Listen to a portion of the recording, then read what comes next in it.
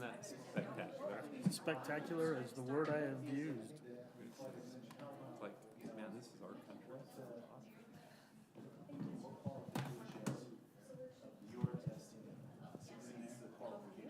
Hey, you got a haircut. Yes.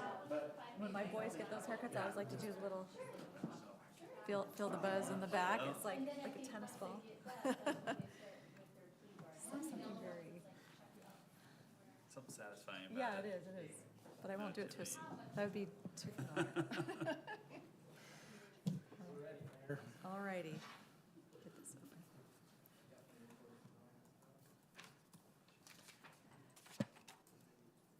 All right. Welcome this evening to our Lindon City Council meeting here, July 17th, 2023. I'll be conducting for you this evening, Mayor Lundberg, accompanied by my council members. We also would like to welcome those that are watching online. We first will begin with an invocation by Councilmember Randy Powell, followed by a Pledge of Allegiance, and I would like to invite our former rodeo queen, Shawnee Rasmussen, to lead us in the pledge. All right, thank you. Dear kind Heavenly Father, with grateful hearts we gather together as members of this fine community to be able to discuss the agenda and also to be able to recognize each other. We're so grateful for this fine country in which we have to live in this beautiful city. We pray for a protective blessing, Father, at this time for those who watch over and protect us with safety and our health. We're grateful, Father, for all of our employees who take such good care of our residents, and we pray that our residents will feel safe and happy and healthy. We love thee, Father, and we express these things most humbly in the name of our Savior, Jesus Christ. Amen. Amen. You can come up here.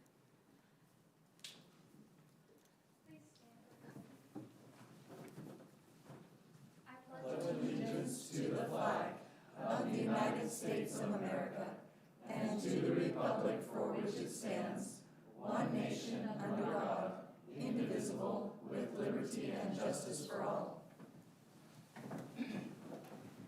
Thank you so much, Randy and Shawnee. All right, we will now move on to item number 1. This is our call to order for those that are in attendance here on the dais. So I'll start with here to my right. Van Broderick present. Carolyn Lundberg present. Jake Hoyt present. Randy Powell present. Mike Van Cherry, present. Councilmember Vanchery.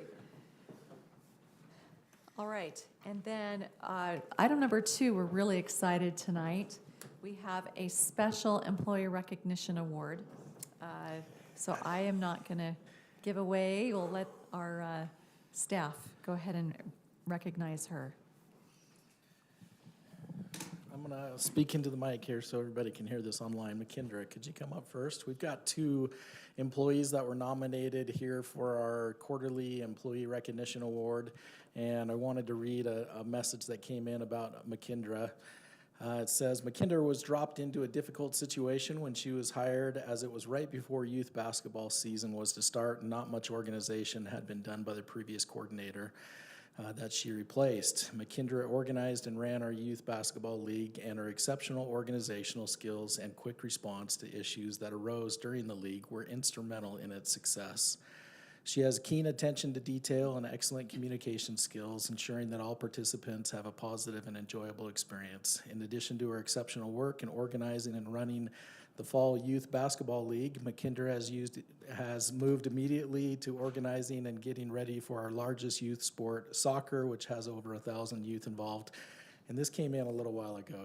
You're already in the middle of that, aren't you? So you're done. So this is outdated already. So she consistently demonstrates excellence in all aspects of her work.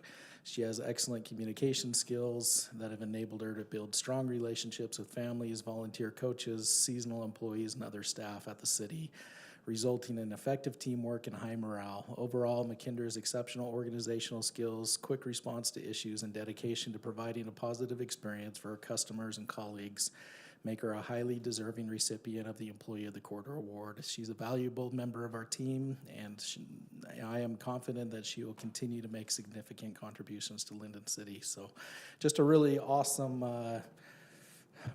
praise there for McKinder's work, and we wanted to recognize her efforts here with a $50 gift certificate. So thank you very much.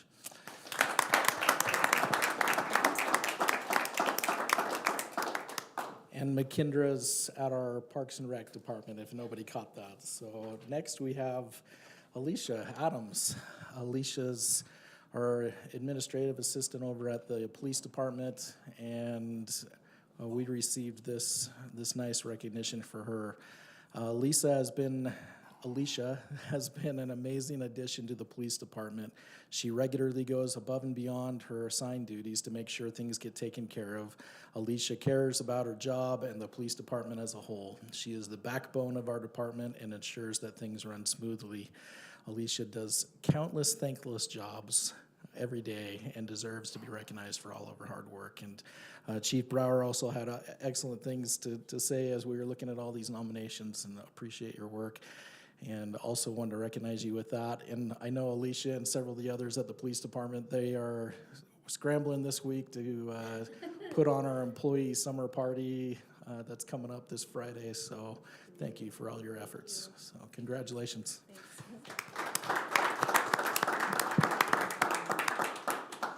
McKendra and Alicia, may we get a picture with you both with the council? We would love to recognize you if you want to join us over here.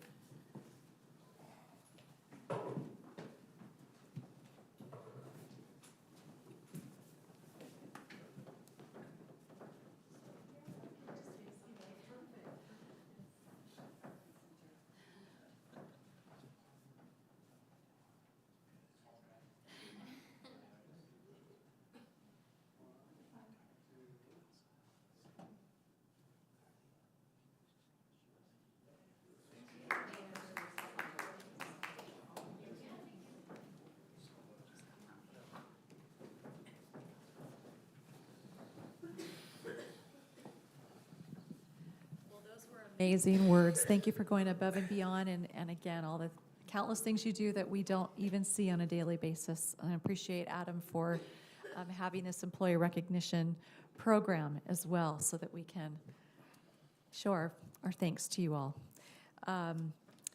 We will now move on. Are there any additional comments or announcements from council before we move on to item number 3? Okay, very good. Now we will move on to item number 3 on the agenda. This is the open session for public comment for any items that are not on the agenda tonight. We welcome anyone in the audience to come join us.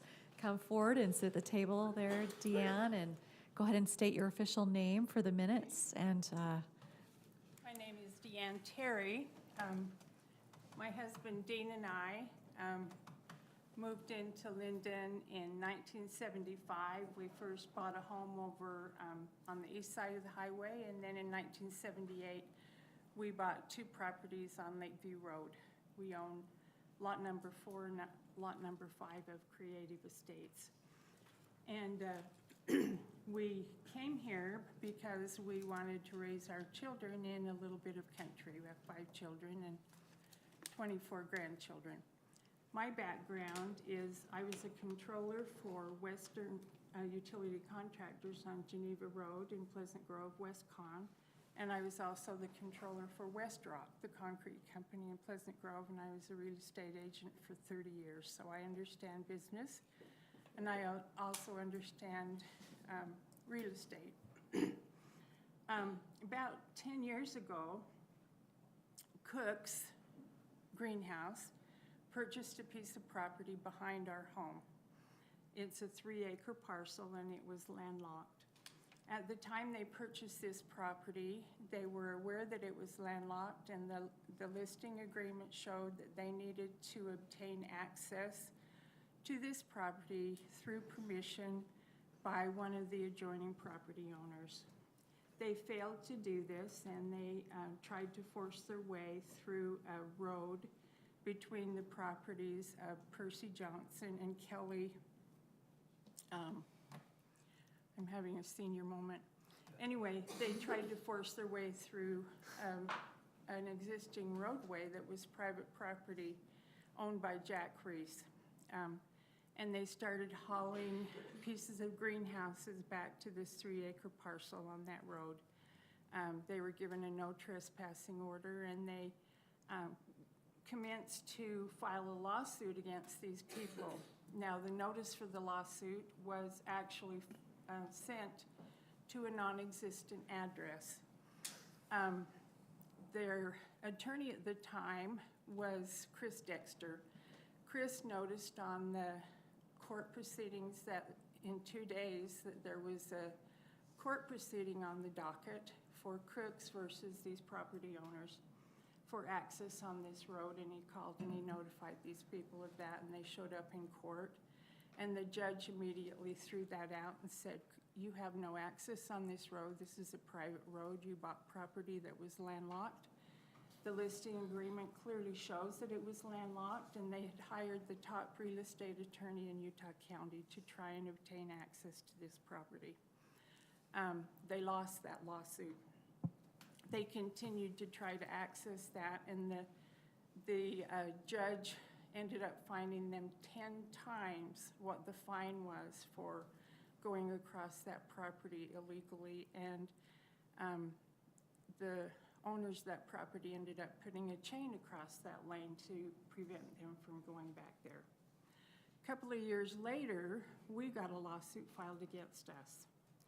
And the story was that they were going to come through our driveway and take 20 feet of our west property, which is a 354-foot property line where the ditch is.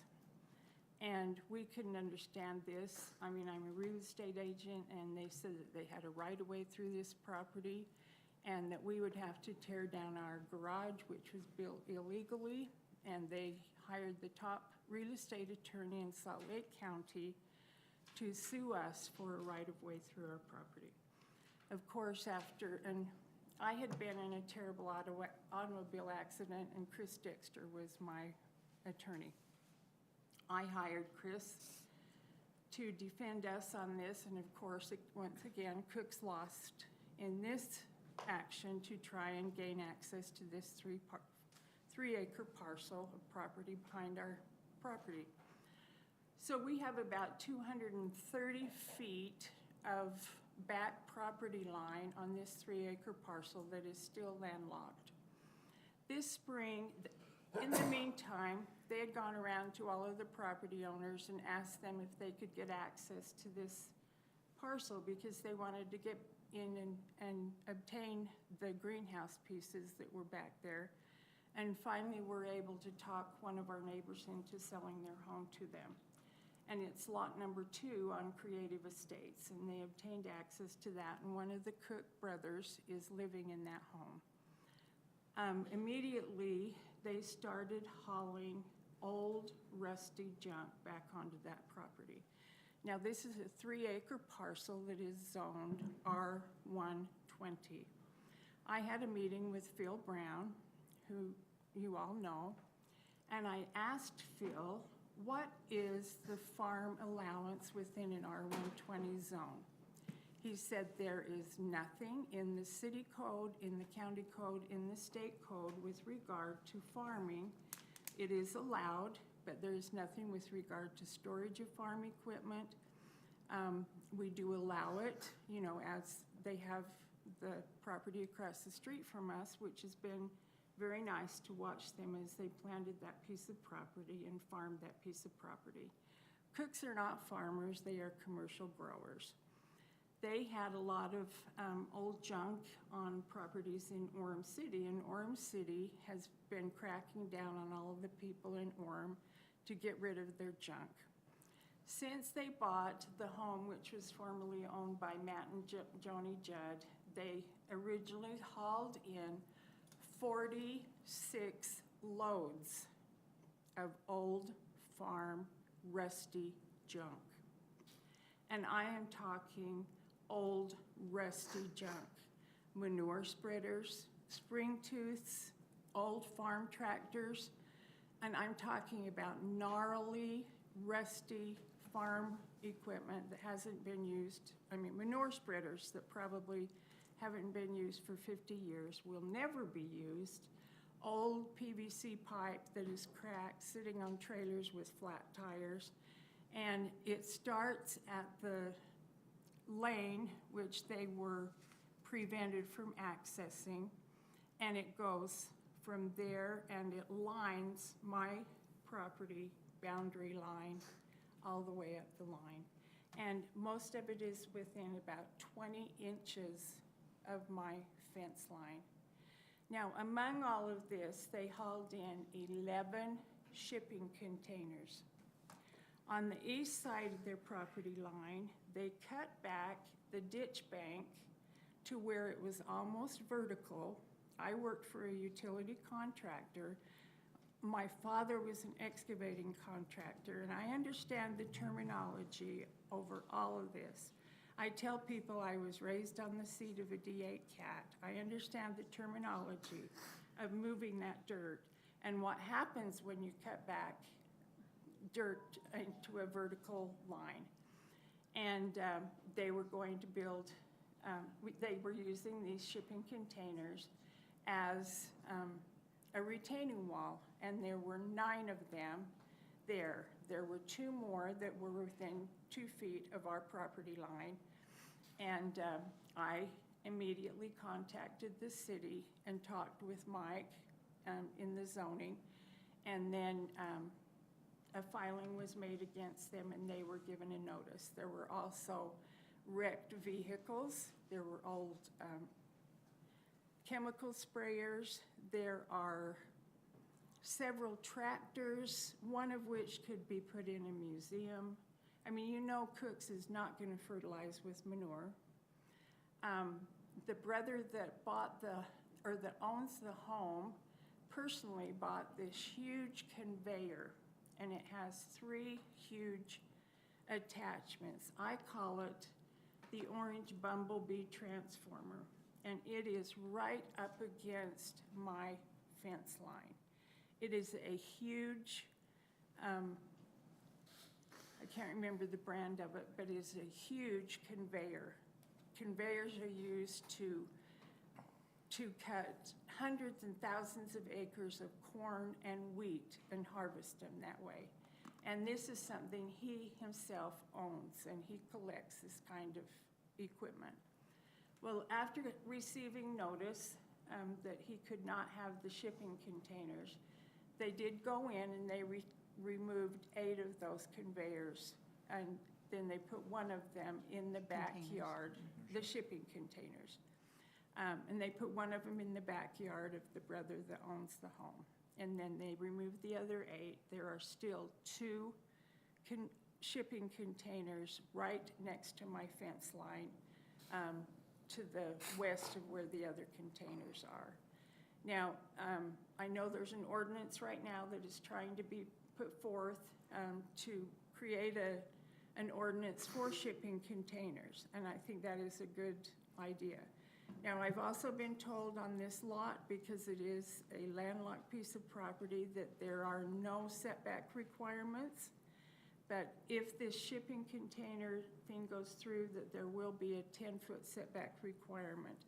There is no front of this lot because it is a landlocked piece of property, and I think that is a silly idea where there is an obvious front to that lot. They access it on the north.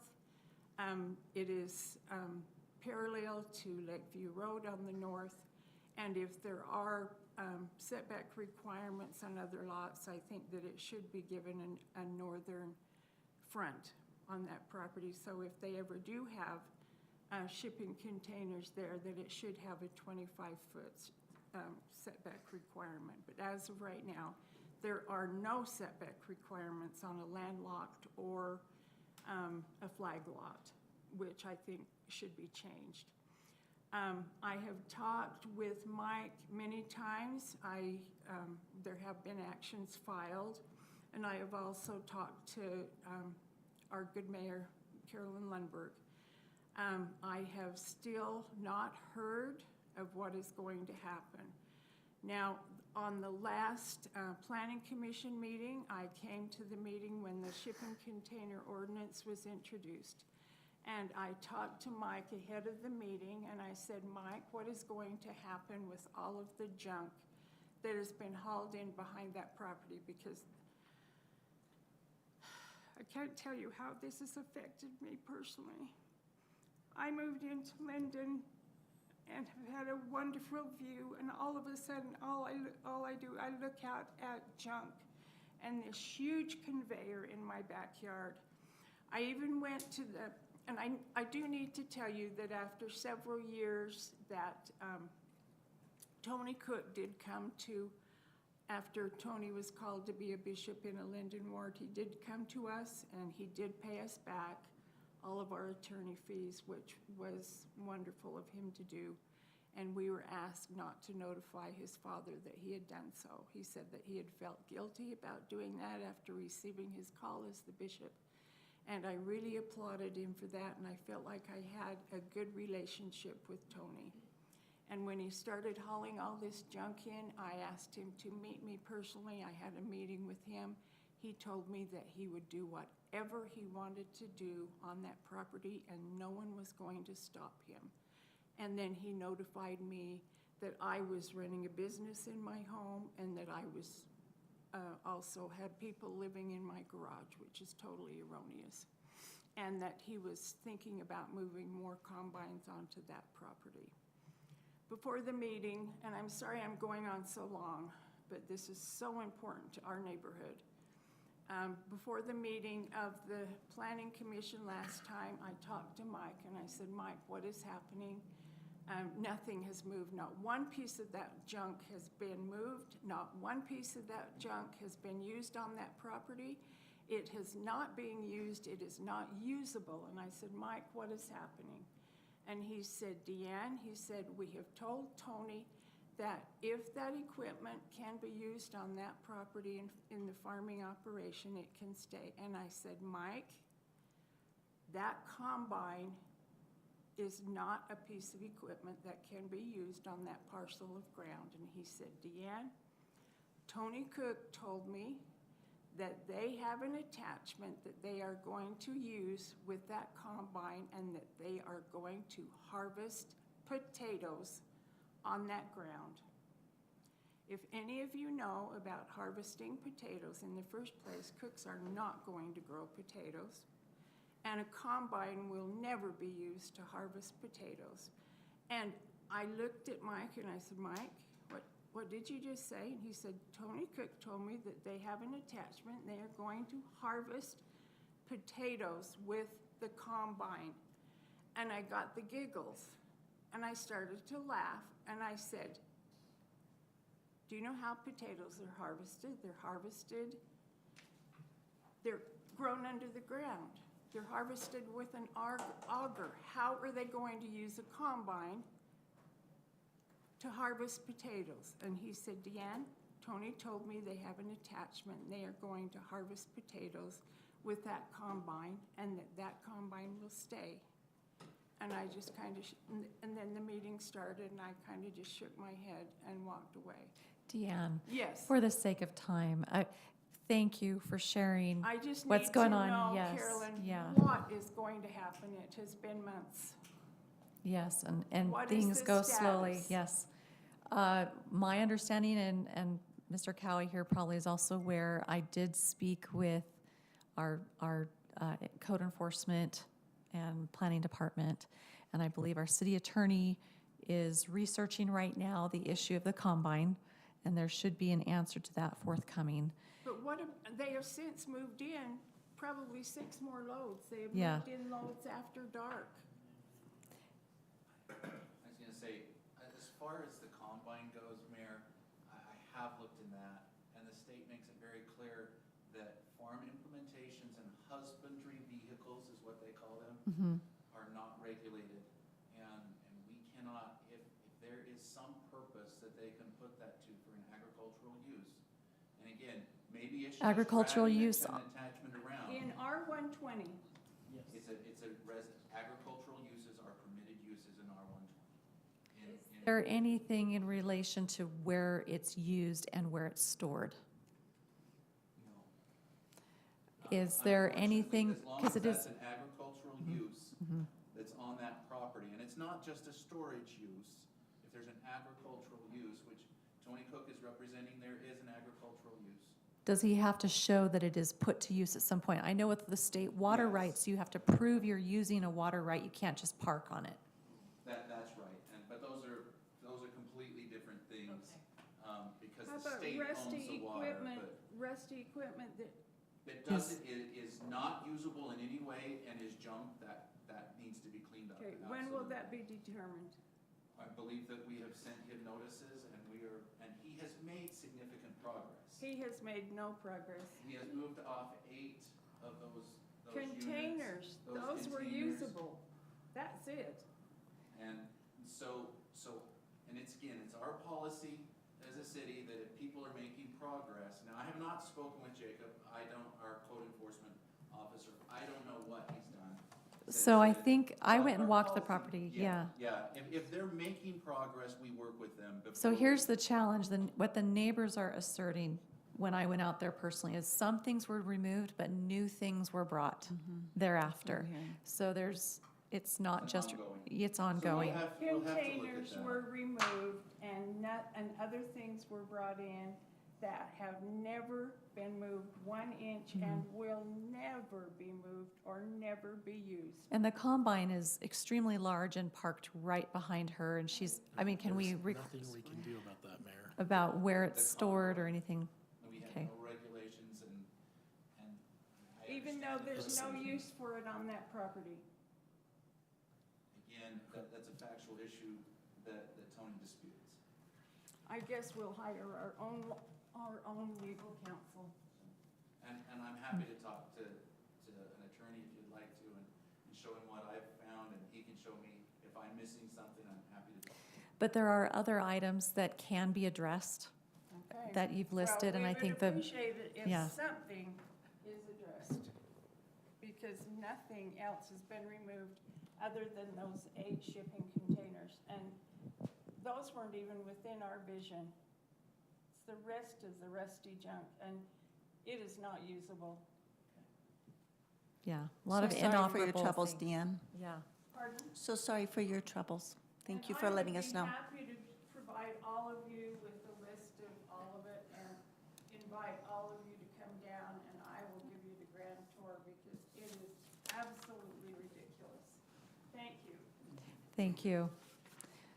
All right, well, our staff is going, as I mentioned to you the other day, we did have one staff member on vacation, but he's back and he was gonna go down and look at the current situation and, you know, what is within our purview to be able to, you know, regulate or identify. More communications will be going out, Okay. so, You're welcome to provide any of them with my phone number and I'd be happy to meet them. okay. Thank you. Very good. Thank you so much. All right, anything else tonight for the open session for public comment? Please come forward, Floyd and Shawnee, state your names for the record. I'm Shawnee Rasmussen. I'm Floyd Howard. So we're here talk about the arena. It's been great to have our new arena down there. We did hold an event there The play just day. a week ago or 2 weeks ago. This is our 3rd or 4th one that we've had since we've been helping with the equestrian center here. Like 2 or 3 years ago, we had like 17 competitors. Then our next one, we had about 30, and this one we had 50. Which is Nice. great. We're not complaining that. It does create a few issues that we'd just like to see maybe some improvements. The very first and foremost is the parking. We had 50 people, contestants come With trailers. with trailers. We had as far south I know from Fairview, and the one before far north as they were up from Salt Lake. So they come to compete, and it's just a fun competition and speed competition. And I know the parking, and I'm not saying they shouldn't be parking there, but what happened was we wanted to use the lights and the evening atmosphere. When I got down there a couple hours to start setting up, the parking was full of cars from the pool, which they have a right to be there. I'm not saying they shouldn't be. but it does create, There's a little overlap there, yeah. yeah. Down at the rodeo grounds? Yeah, they Yes. park around the corner. yeah. And I mean, they were Oh, I already see. parked, I mean, it's Not amazing, it was a not in the Saturday. Down full Main end, Street. But down Main Street. Yeah. Okay, that makes And sense. then down at the lower, by the baseball diamonds, the cars were parked there. So, once everybody started coming, some of them did leave. We really had a log jam, and I know the school was full of, because it's a Saturday with the pool, everybody wants to be there, don't blame them. We really had a parking issue.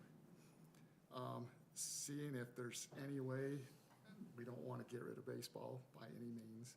We do know that there's 2 baseball diamonds there. If one could be used and maybe improved nice and the other one put to parking. Also, like the farmer's market on Thursday, like this Thursday.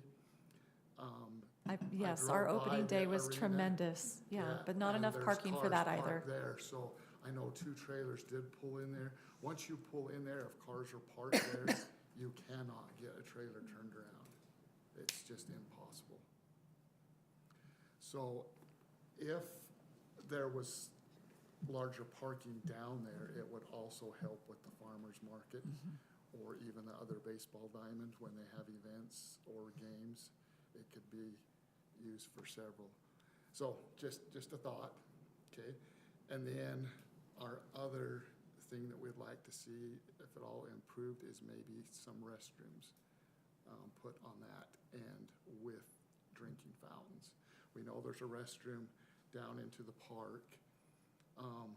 So what was happening, people were coming and asking, well, where can we go to the bathroom? And we'd say, well, you gotta go to the park. Well, and let you know, out of these 50 people, probably 80% of those were youth, which just made me happy. And they commented on how nice our arena was. But a lot of these people, because their trailers aren't being put down there, they're sitting on their horses. The hitching posts are full.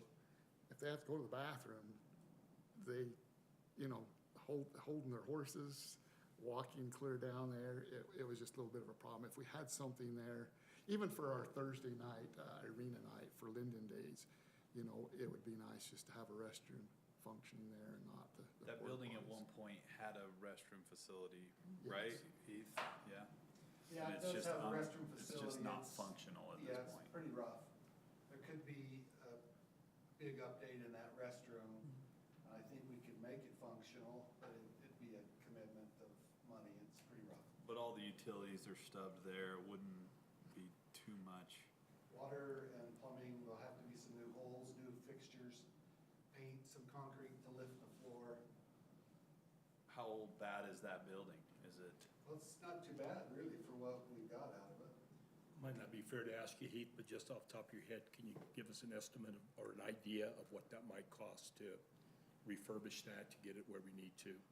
Well, Ron and I have been looking at that, and I don't know, I'll tell you, maybe I should preface it by saying, a flushable, single individual, Horrible. or even a two-sided, like the one we put up in Friar Park, new, could be $80,000. I'll bet you we could get in there for 25. It'd be a guess. Juan has plans to, that he's probably gonna be looking to rework some things there, and I think coordinating with these needs in Parks and Rec is, yeah, I think staff will have some good suggestions. Yeah, let me make one suggestion too. That's why I was a little bit late. We just pulled in from Idaho. We spent a week in Yellowstone and Teton. And we're gonna encourage the parks, National Park Service. There are restrooms in Yellowstone, but you have to wait 25 to 30 minutes to get in there. There's, at each major place you stop, there's one restroom, and it's not even a flusher. So I think if we are looking at doing something, be it grant-wise, or be it coming up with city funds or matching funds or whatever it might be. Yeah, park tax maybe, we certainly need to consider the fact that we're probably gonna need more than one stall. Yeah, just a thought, but I think it's a good one. It's nice to know that our park does have one fairly close if you can't Yeah, wait a few agreed. minutes. Down by the Veterans Agreed, Hall, but we yeah. spent all the time and the effort and the money, and it was a good thing to upgrade the place, but if it's, you know, if it's not fairly convenient and usable, it's kind of, Very not all annoying. for naught, but it's certainly not much fun, especially for young people. I know, Sean, And you old know, people. she does the youth club down there. I know there's a couple of clubs. There's an adult club that adult meets every club, week. Plus just a lot of individuals that just go down, so it would be something that'd be beneficial for, and the baseball people, you know, right there too. Well, thank you very much. Anything else that you wanted to share? We just want to invite you guys to do the grand entry at the rodeo if you'd like to this year. We'll have side-by-sides provided for you guys, and we'll get you more details on that soon. Thank you guys. for all you do. And are you okay to get into the side-by-sides or I have a steps? side-by-side, so, yeah. Okay, all right. Yeah, Okay. good. Thank you, guys. Thank you. Thank you for that concern, though, Right. Floyd. All right, any other, oh, yes. Ron? And I'm coming up here because I listen to these online and you can't hear if you're in the back. So I just wanted to say a little bit about the restroom. I've been married to that arena for about 18 months now, and I've gone through that existing building numerous times, trying to see what the best thing to do. And back when I was a teenager, I've told Heath this, when I was a teenager, we used to have a construction company and we built that building. And that was in the late 70s, so it's lasted about 50 years. But it's still in really structurally good shape, cosmetically not so much. But those bathrooms, the one is clear back around up against the hill, and the other one's kind of awkward, and so it's kind of a safety issue a little bit for people using those, especially at night. And so my suggestion is if you're gonna put a bathroom in, just get one of those precast bathrooms and stick it in the, you know, up against the hillside in the parking lot where it's high visibility, it's easy to access, you don't have to worry about safety or whatever, and I think in the long run, it's gonna be better personally. You flush it, right? Yeah, I think it's just like the one you would put up in your park. Park. Insist on flushing. Yeah. And I think it has 2 stalls, and use the space in those, the floors have settled and they're nasty in there and you can fix it up. But that's never what that building was intended for. That's It's intended to lipstick be- on a pig, The well. And so, you know, I think by the time you fix all that up, one could use it for storage, and Heath could use it for storage, and there is an area that could be used for concessions in there, but it would have to be remodeled. And you could do some cosmetic upgrades to that building pretty inexpensively. But that's my suggestion, and Thank you. We appreciate your engineering expertise on that, Ron. Thank you. All right, any other opens? We have, please come forward and state your name. Much.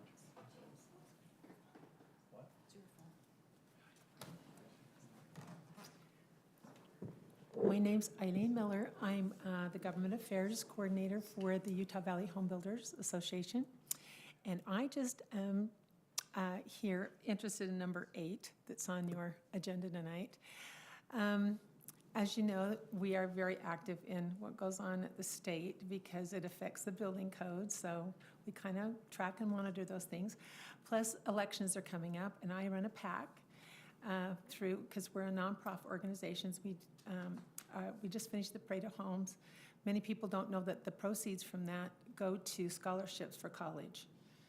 And so we provide an unbelievable amount of scholarships for Brigham Young University, Snow College, well, a various number of colleges, and UVU. So anyway, people think that it's a profitable thing, but it's actually nonprofit. And that's what we spend most of our money. Plus, we do a lot of charitable work at Christmas time. Our builders select 50 people, and they're usually indigent, and they are single mothers and veterans and older women that need repairs done on their home, and we do that as part of our Christmas, and then we do Christmas baskets. So just so you guys know that we're not a for-profit organization that everybody thinks that the Parade of Homes is like this big, you know, we make a lot of money. Well, we did very well this year. We had 31 beautiful homes, and we already have a huge number signed up for next year. But I wanted to tell you, Michael Florence has served on my Government Affairs Committee, and his knowledge along with his staff, is just been so beneficial to us. And we really appreciate you allowing him to come and participate with us, because we didn't used to have city feedback, and we have it now, and it's a whole different perspective. And we've been able to really come to some really fair and honest decisions, and of course, we pass that on to the state. So it's been good to have the cities participate with us. So thanks for lending him out to us. He's been invaluable. And I just brought my business cards in case you guys have information. I'll just pass them. She can pass them down. Thanks so much for your cooperation, and we really appreciate it. Thank you very much. Eileen. And we will be interviewing the 3 contenders for the council positions. So if they're willing to come, we have pack money that, you know, see. There's 4. Oh, there's 4? Are you as well? No, But there are none of us. Four none of people us- that have Candidates, filed 4 for 3 candidates. seats. Candidates. Daryl, myself, 3 seats. Andy will not be running again. Oh, you're not None of the running. incumbents are running. But we'll still take your money. Have New 3 set. seats and 4 people running for 3 seats. Could you leave a card with me, please? Yes, Okay, that'd be great. Thank you so much. Thank you. Hey, the parade was wonderful this year. My wife and I got out and through quite a Thanks, few Deanna. homes. Incredible. Thank you very much. Thank you. This is Great, okay. All right, any other open session I think this is the most we've had in a long time, all right. Okay, moving on to item number 4. This is our council reports. And who would like to get started? Go ahead, Daryl. Next Wednesday, we'll have our first newly organized historical commission meeting. So we're excited about doing that and getting going on some of those things, and grateful for Mary and all of her effort in coordinating. Schedules are hard for a lot of people, and I'm one of the culprits in that, so I'll be there. Lindon Days is coming up in a few weeks, and just want to check in to see how your exercises are going for your wrist movements. Before I showed up here, and I'm not lying. We've been stocking up on candy. Okay. We have 24 gallons of ice cream coming, so should be adequate for our group at night. 24 gallons or 24 5-gallons? 24. 5 gallons. The large ones. Because 24. I'm sorry, there's 24 total gallons that we've ordered. Okay. Is that not enough? I have no idea. Yeah.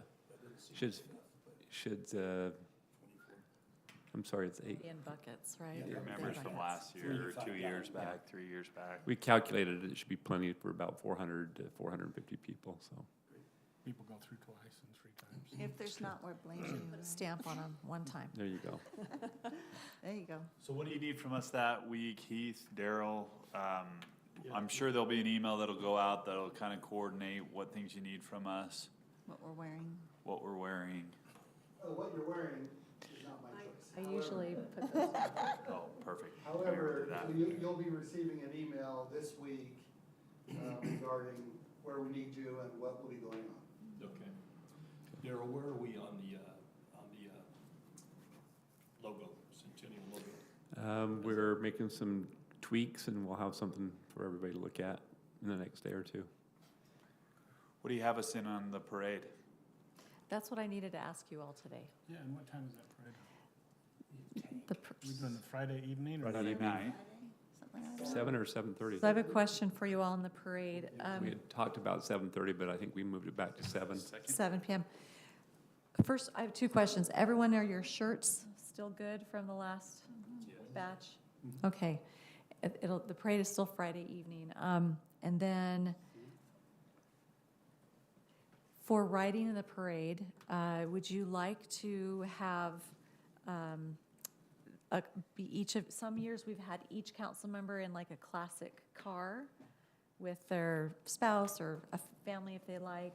Would you like to have a classic car for each of you? Carson's wagon last year. Or did you like the wagon? Or also, last year I had the antique fire truck. We could put all of us in the fire truck or split up. What would you like to do? I personally like together, if we can Okay. make it work. It's fun to be. Wagon, or do you want me to try to get the antique fire truck? for everybody. It will be funny to watch me get in either one. Kids, but you could sit in the I- front. I will make it, so. There's a front I seat will area. practice. Any preference? I don't have a preference. Do what works. You want to do together then versus individual cars? Okay. All right, I'll see what I can line up with that and get back with you, Heath. Excuse me, Mayor. Go ahead. In the past, is candy okay? For a couple of years, we were freezing lots of Otter Pops. I think we did the Otter Pops when we could walk and pass them out, yeah. I would prefer if you rode so we could keep it, we've never had more entrance than ever. Keep it moving Yeah, and I'd prefer if you stayed with your vehicle. and throw the candy. Throw candy, but And we we'll need, yeah, get candy for you if that's okay. Thank you. great. Great, thank you. All right, okay. Anything else, Daryl, on your That's all I council have. report? Okay. Just quickly, I always like giving updates on the new cemetery building. The masonry is going. If you haven't been by, you may want to go by and see how that's shaping up, and you'll get a good idea of what it looks like now at this stage. And the other stuff I already talked with Adam about, so. Okay. Jake? Attended our first farmer's market and was shocked how many people were there. It was well attended. Quick update from PD. You may have heard or seen 3 vehicles that were stolen from Lindon. They have been recovered, and it's kind of a fluid situation. Chief will keep us updated as things go there.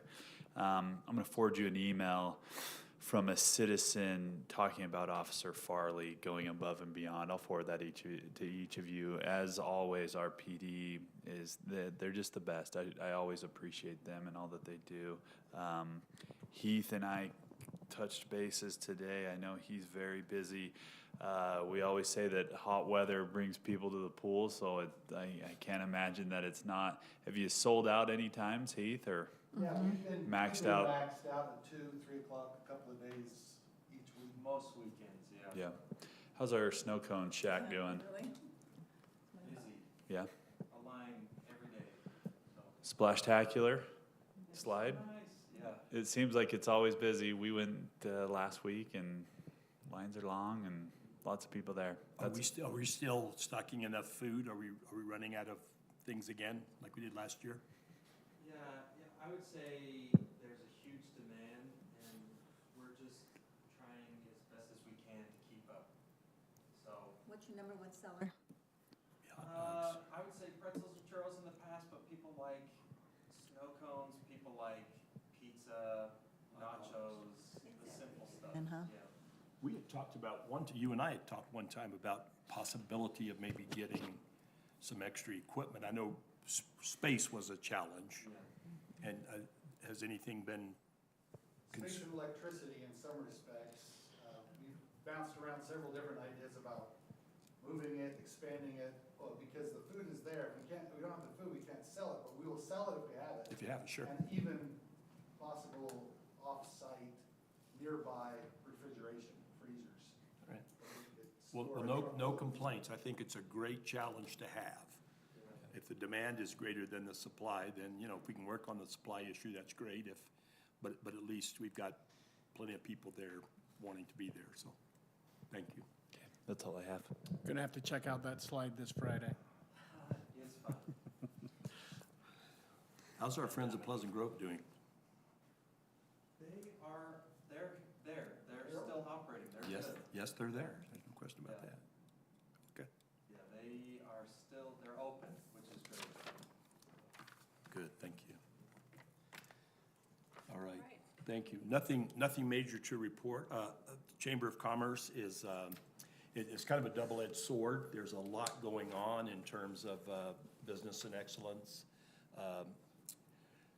ribbon cuttings, grand openings, and so forth, different events, but it's summertime. So they've had a really difficult time getting people, understandably, to be able to attend a lot of the events. But I think when school starts back up and things start getting, more, not quite as busy, we'll see a lot of things going on, but a lot more attendance and support and participation. They're doing a great job. They are holding a lot of events. We are still continuing to try to encourage them to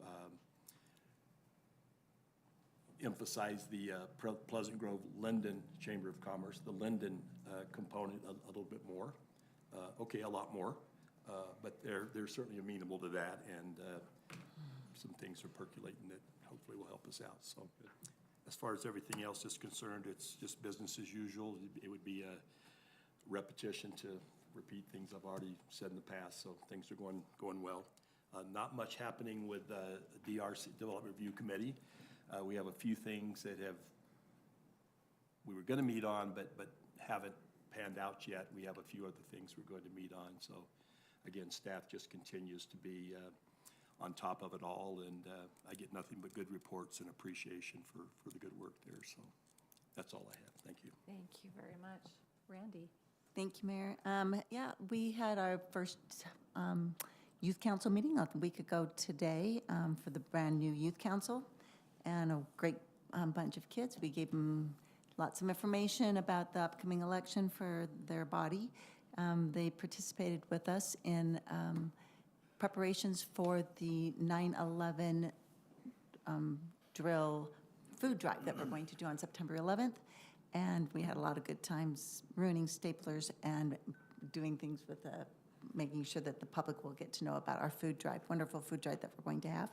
Not much going on with CERT currently. They just got off something really big. And so I think that they're taking a little bit of downtime. Last Wednesday was the senior barbecue, which had over 500 people attend. I know, isn't it just fabulous what Jamie has put together there, and was a wonderful thing. I have here with me a flyer for up and coming is the Healthy-rific study with it says Food, Fun, and Friends. This is in conjunction with the University of Utah and the Department of Aging and Adult Services for the state, and it's for those 60 and over who just want to have some more information on it's a study that they're doing for 6 months, and it requires about 2 to a dozen hours a month, but you get lots of information on your nutrition and how to do better on a lot of things. So if you have a senior in your family within Lindon, I think that's just across the board here, I'm going to put up a flyer here in the vestibule here for information that they can contact this Amy Covington, and since we're online, it'll be 385-377-4268, 385-377-4268, Amy Covington, and get registered for that. I think it would be a great benefit for our seniors in this area. That's all. All right, thank you, Councilmember Powell. Yeah, the senior barbecue was a great event that staff helped put on, and a lot of folks came out and enjoyed that with their families. I have a quick question. I had a resident ask about the temple. There's a building being built there on the grounds. Is that a visitor center being built? They were just curious what that is. No, it's just utilities. Just a utility building? Yep. Okay, great to know. Yep. Towers. There's a fellow named Lindon Vernon that has a lot of knowledge about construction and whatnot, and he does, I've been posting on the Lindon Community Connection a lot of the photos that he does and description of the progress. It's pretty fascinating. They're putting the spires on now, so starting to build those. And then also today we met with Eric Dowdle, just starting to get the layout kind of concepts of where he's going to go with our centennial puzzle. And he has an idea that after the parade that he would like to host, just anyone can come to his home and yard, which is adjacent to the parade route, and have kind of like an ice cream social. And he may have like a black and white kind of a sketch preliminary where folks he can pre-sell and, you know, maybe have a opportunity to be in the puzzle. So we were chatting about that today, and I just wanted to, I thought I'd get your opinion, council, on that, of your feelings about that as having. Does he sell them versus what the city's going to try to sell? He shares in the revenue, so it's in his, it's an idea where people can come. It's just going to be the black and white kind of sketch. It's not colored. Things could tweak, you know, based on our feedback through the year. He thinks he would have something finished more at the end of the year. But the idea he had was that it would be something to drum up enthusiasm in the community, to pre-sell some things that would have a shared revenue. And so he gave an example of another community that was able to raise additional funds that way and kind of build some of the public relations excitement for it. So what are your thoughts about? This would be after the. Right parade? after the parade on Friday evening. Yeah. Again, I guess I'd like to know all of the details of what he intends. Okay. I'm trying to think of any unintended consequences of it. I love the idea of building enthusiasm around it. I think that there will be a lot of folks excited about this and probably maybe hearing it for the first time. How would it be advertised? Well, that was the question was, maybe Parks and Rec could, or we could just do it on social media through non-city channels. Yeah, it's a little bit of a kind of. Well, it's too late to put this in our booklet or have too much of an idea, but we're gonna kind of push it for him, and when we advertise for the parade, we'll say, and there could be, there'll be an open house at the Dowell home. Come learn more about painting. I think he did the same thing last year, didn't he? He had an event there, an open house. Yes, had he people did. come and- And he said Yeah. next year he'd love to do it too, just let us know earlier. So Adam did bring up a good point, which was, do we want eyes on, the unveiling next year in March is going to be pretty spectacular and special. Do we want eyes on even a preliminary sketch, black and white? So I guess the thought was, well, this could get folks ready to pre-purchase, some prints and maybe want to sponsor themselves. We have our sponsorship levels for individuals to be featured in the puzzle. Any thoughts there? That self-sponsorship makes me nervous. Just we want to make sure it's done tastefully Yeah. and not just. So we asked him, he said this is just persons. This is Just not- persons. This is no more buildings or businesses. This is just if you and your family. He or leaves a few whoever. people in the puzzle that could be personalized to a specific person's face versus just a general, like a lifeguard that's just general or something like that. Would we have to notice that if more than 3 of us were to go? No, it's just a Just a, social gathering. Just It's, wondering. yeah, we wouldn't be Is he conducting paying for any the business. refreshments or are we? He is. His thing, he just asked us to Okay. help Last year advertise he it, did so- it. I stopped by. There was a couple hundred people there.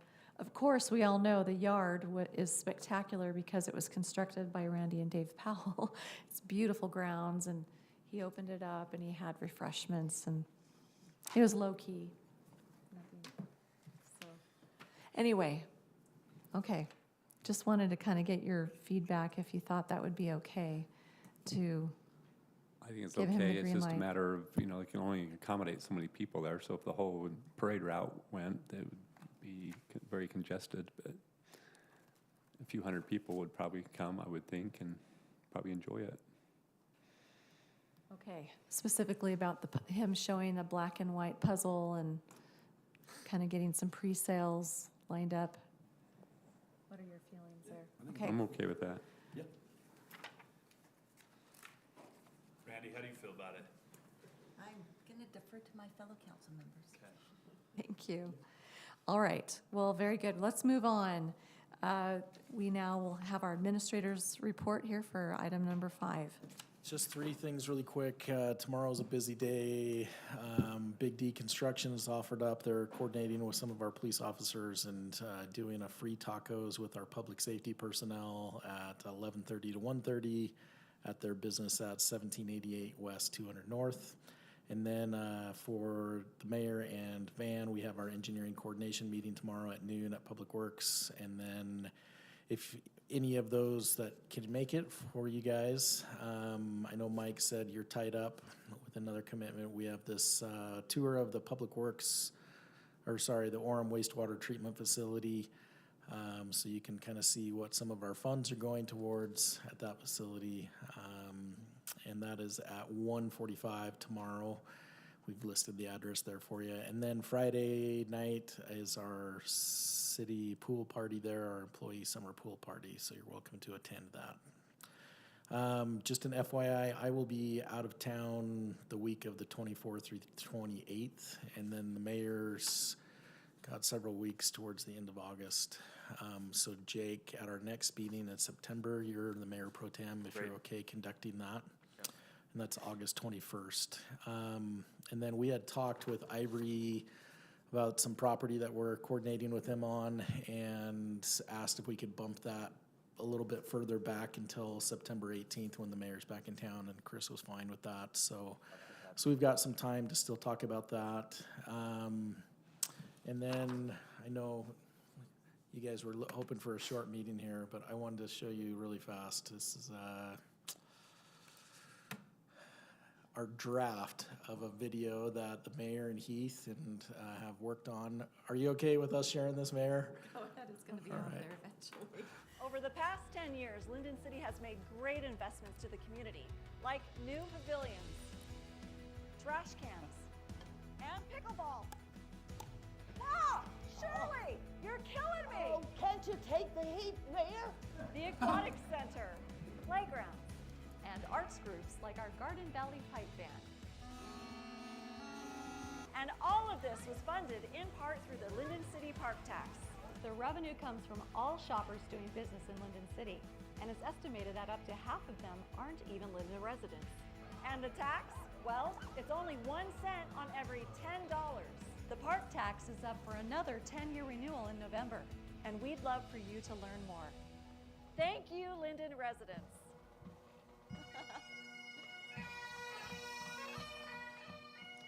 Very cute. So we'll be sharing that, and I think this is the final. Does that look like it Like was? it. was Did you that have the any- final? did you have any feedback? We're just waiting on a couple other little tweaks on the wording there. On, it says revision on there. We want to have them take that off, so. So we'll be pushing that video out and just help inform the public about the park tax. And then a few different dates. The mayor, Heath, and I have planned for just a few Facebook Live events where we can talk about the park tax, and we'll hold it where we've put in some investments, the arena or some of our playground equipment, the aquatic center, and just do a 20-minute or so, 15, 20-minute Facebook Live. See if we get any questions from the public that might come in through that avenue, and just help educate everybody on it, so. Did we have the horse arena in that video today? It wasn't in the video because it's not, well, You weren't ready to go ride a horse? I They should. tried, but there was not enough We were parking going, they to just get said they the wanted to keep it to camera in. 1 minute. They wanted to keep it to 1 minute, so short and sweet. Yeah.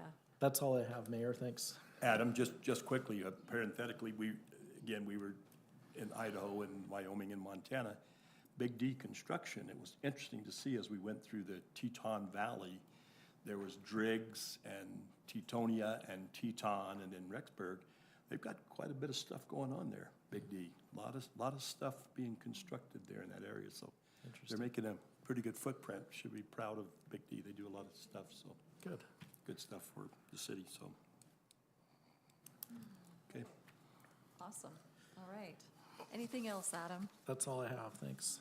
Okay, thank you so much. All right, we're on to item number 6. This is the approval of the minutes from July 3rd, 2023. Any, Yes, I had Review. one. okay, very good. On, I'm not even sure what page it is. It's under the council reports. It says Councilmember Vanchery, and then it says, regards to traffic and speeding near the Pheasant Brook Park subdivision, and you have 800 north. I believe that should be 800 west. Correct. Good Yeah, catch. no problem, no problem. I just picked that up, so if you. Sure. All right, any others, council? Okay, I would entertain a I'll motion. make a motion then, Mayor, to approve the minutes of July 3rd, 2023, as presented and corrected. All right. Second. We have a motion by Councilmember Powell, seconded by Councilmember Magalby. All in favor? Aye. Any opposed? All right, the minutes are approved. Okay, and item number 7, we have no consent agenda this evening, so we'll move on to our last item of the agenda, which is, this is a public hearing for ordinance recommendation by our Planning Commission. I make a motion to open a public hearing. Second. We have a motion by Councilmember Broderick, seconded by Councilmember Hoyt, to open a public hearing. All in favor? Aye. Okay, we're in a public hearing. Take it away, Mary. Okay, thank you so much, Mayor. All right, during the 2023 legislative session, Utah State Legislature passed Senate Bill 43, which put in place uniform public noticing standards for the entire state of Utah. I'm sure you guys read through staff report where I talk about some of those. But essentially how it affects us is that the new law requires every municipality to define an affected area. I'll read out that. The definition that they give for an affected area in state code is an area that is designated in our case, municipal ordinance, as the area for which public notice must be provided. And then section D down here, I'll see if I can highlight that, says, in relation to a municipal ordinance, if no affected area is designated in the municipal ordinance, the affected area is the municipality. So there have been a few cities recently that have been caught with that. They've had to, when there's been an application, they've had to actually notice the entire city. We want to really avoid that, obviously. So we already have some parameters for noticing within our city. It is, if it's a residential application, then we notice everyone within 500 feet. If it's a non-residential application, we notice everyone within 800 feet. And about a year ago, I did a little bit of a survey of, what everyone else does in the county. On average, people do about 300 feet for everything. So we are doing better than most people. So we are proposing to define the affected area as this. So affected areas shall mean all parcels of real property which have at least one boundary line that lies within 500 feet of at least one boundary line of a property that is the subject of a land use decision by Lindon City. If the subject property is within a residential commercial farm zone, or within 800 feet of a subject property that is within a non-residential zone. So it's just taking those two parameters that we already have, putting it into that definition. We can avoid any type of, insane mailing situation. Yeah, that's really important because the official notice, a notice has to be first-class mail. We can't do it through emails and whatnot. And so the cost is what's really driving this. And it takes forever to, put the postage on even the 60 that we do when it's a 500-foot around, let alone, the thousands. Anyways, I'm sure you understand. So yeah, I'll go to the actual draft ordinance. This ordinance amendment would add that definition to the chapter 1714 right here. And then Brian added an updated reference to the Utah State Code as well. And then down here where it did talk about that 500 foot, 800 foot, it takes that out and just says within an affected area. And yeah, any other questions Very there? good, thank you. You guys have been great to make sure we stay updated. All right. This Planning Commission recommended approval. I forgot to tell you that, but unanimously. Yes, it states as such. Thank you so much. Okay, this is a public hearing. Do we have any comment or questions from our public about this? Okay, hearing none, I'd entertain a motion to close the public hearing. Go ahead. Make that motion. Okay. Motion by Councilmember Vanchery, seconded by Councilmember Powell. All in favor to close the public hearing? Aye. Okay, bringing it back to you, council. Any further discussion or questions for staff Well, I regarding would just this? mention this, every so often, it doesn't happen frequently. Somebody will come and say, why wasn't I noticed about this? And sometimes the 500 or the 800, depending on the project, and I realize it can be burdensome. Sometimes there's people that come and feel really like something was trying to be slipped by them. So, if anything, I would want the dimensions to be bigger. Yeah, But and we can look into that. It will, postage does cost money. I'm not sure how much it is per Do you know that off the top of your head? Arletta, probably not. 62 something cents or something. Cents? 65, Okay. 60. And then also printing out and taking the time to write it out, printing it out, stuffing all the envelopes. You know, it does take time and it does take effort, but we certainly can increase those parameters. How often do we do this in a year? And so how many are we sending out, would you say, in a year? Oh, I mean, it depends on the land use applications, but some weeks we'll have like up to 100 but you know, there's a planning commission meeting every 2 weeks. So, but then there's only 2 in the summer. I wouldn't know an exact number, but I know that I get a lot of paper cuts. That's what That's a great response. That's a workers' comp right there, right? 20 to 30 applications per year that we're sending out. We then respond and send that 20. And as you stated, the average is 300, so we are going above average. Yeah, you are, and you know, people, so Mike asked me to look at all of the other cities in the county last year. It was actually April last year, so I don't know how outdated this is. But we found that it's mostly either 300 or 500, mostly 300, but then the secondary one would be a 500-foot radius. But no one really, from what I saw back then, there isn't so much that differential between residential and non-residential. So I don't know if, So the I mean, state we didn't could look at set up any of these distances, they let each community do it on their own? they let us, they let us define. So that's just my only point, is just every now and again, it's not often, somebody comes and. Yeah, we have heard that I think sometime. something that me and Mike have talked about, and that's, you know, the Planning Commission brought up that exact point. We did talk about how the agenda is posted in all the building. It's on the website. It's on the state website.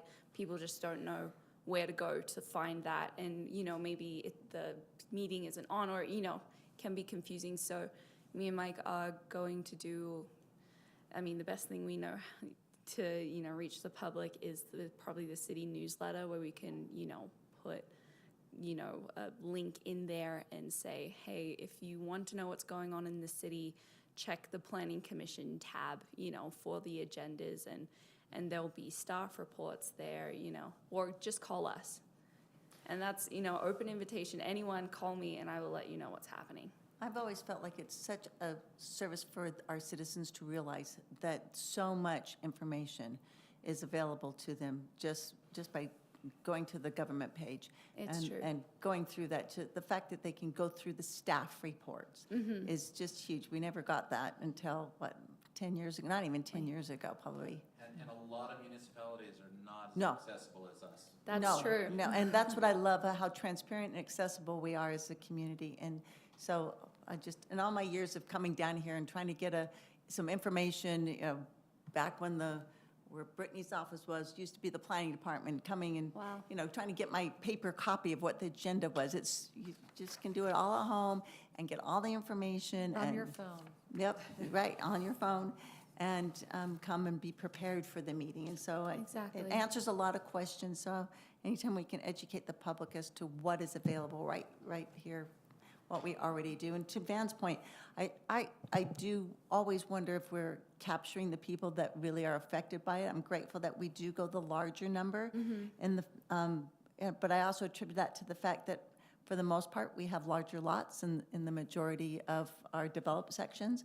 So I don't know if we're actually capturing more people because we have the larger lots. And so I would also kind of echo what Van says, if possible, when appropriate, maybe, I don't know, if we could do it by zones, that in certain zones we have a larger parameter, and the zones where there's more density, that we don't have to broaden that. So Yeah. That's just my thought, is maybe do it in zones.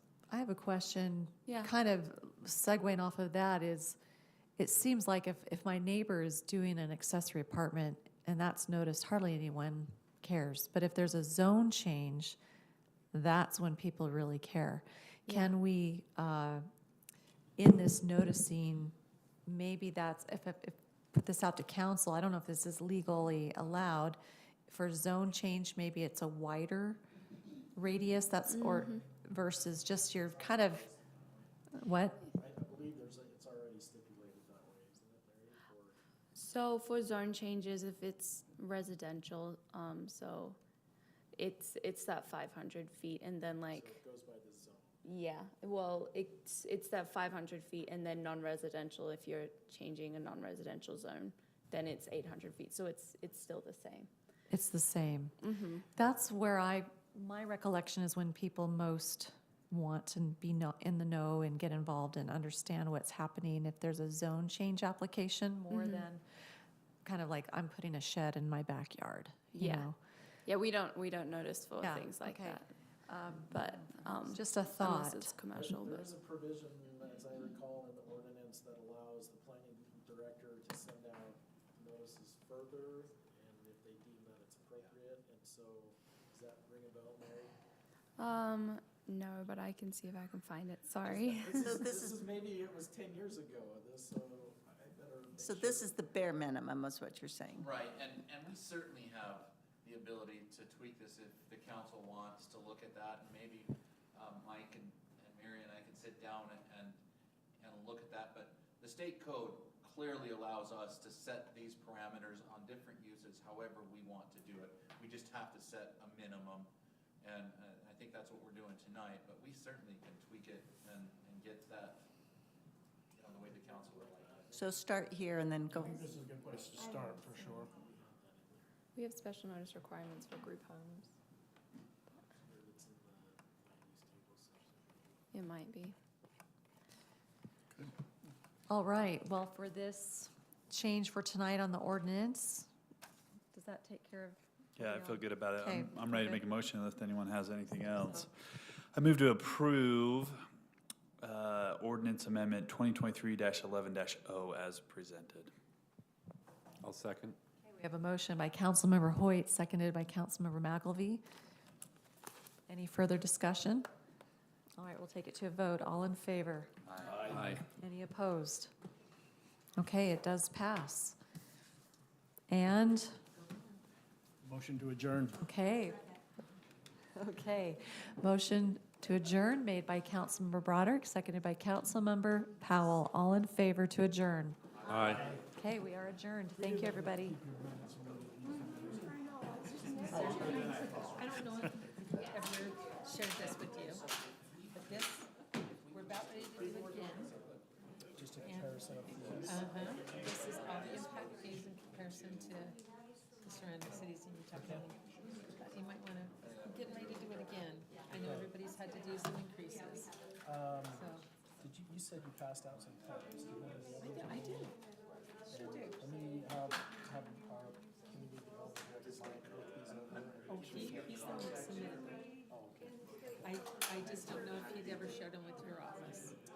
Because I know the city administrators, yeah, we're getting ready to do this again. We're gonna, I don't know if we'll set new parameters because things have not changed that much. But I just thought that you'd be interested to see kind of where you're at. I think you're the lowest. Yeah, it looks like you have that. But you could just move around, I know. We don't want to have any wiggle room. We wish everybody would conform to your calculations.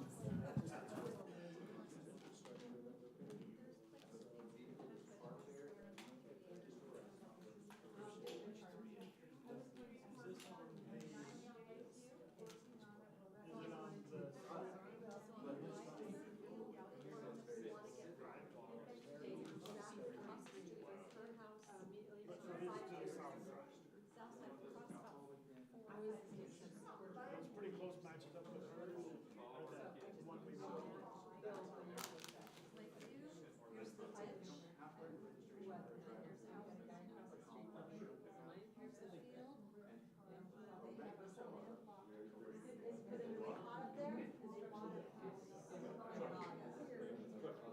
Well, this afternoon was 111 on the truck.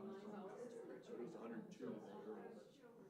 In Burley especially, it was 104 yesterday.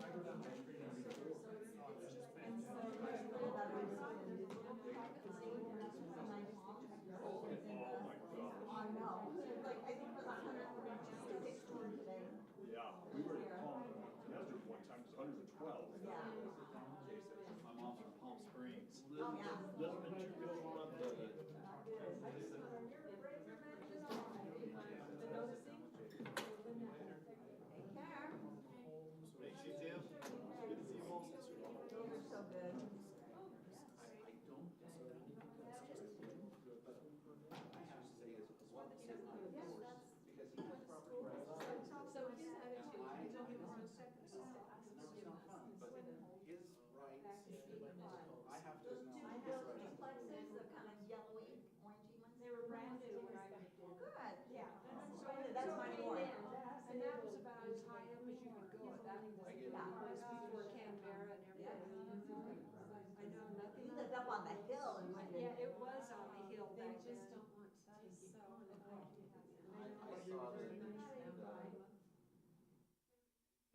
the container units.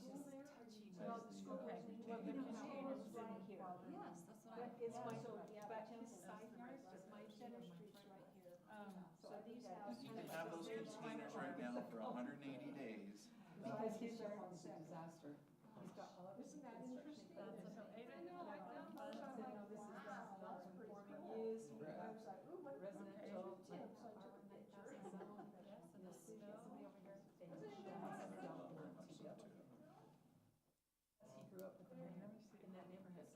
Yeah, let me grab, I know, let me grab you my card. So I was just wondering if you It's send out notices. as long as they're. Yeah, we don't send notices for just regular construction.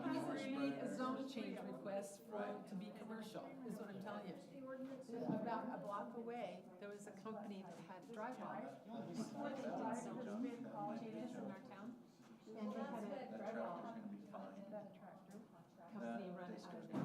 And now the kids have inherited the house. I mean, They want to take it out of construction zone. The utility companies are the That ones is that farm want equipment. That is farm equipment. Isn't that crazy? someplace else. I know, isn't that? Anyway, I forgot to mention. I get what you're saying, but Oh, Tony will tell you There's a little recorder exactly what. here. Okay, Been really good there's a to tractor sitting under this shed right here.